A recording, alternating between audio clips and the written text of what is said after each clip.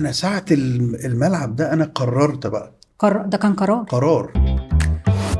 عايزين نعرف كابتن تامر ابتدى ازاي الرحلة الكروية؟ كانت حلم برضو ولا هواية ولا ايه البداية؟ طبعا بالنسبة لي كان حلم، بعيدا عن الهواية. قبل ما تكون هواية كانت حلم. يعني انا قالوا لي وانا صغير جدا ان انا اول حاجة كنت بعملها ان انا اي كورة بشوطها، اي حاجة بشوطها برجلي. يعني زي وانا كل عندي الولاد. وانا عندي 3 4 سنين كان كل حاجة، اي كورة في اي مكان كانت اجري عليها.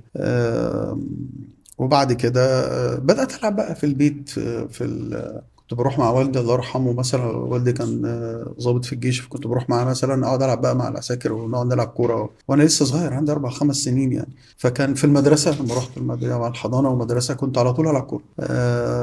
الى ان يعني بابا خدني وانا عندي كده 8 سنين الاستاد. انا فاكر كويس جدا كان ماتش الاهلي وكوتوكو، وشفت بقى في الاستاد اول مره اشوف استاد بقى كوره. لقيت بقى جمهور كبير جدا وصوت رهيب وكده، وانا وعارف ان انا بحب الكوره.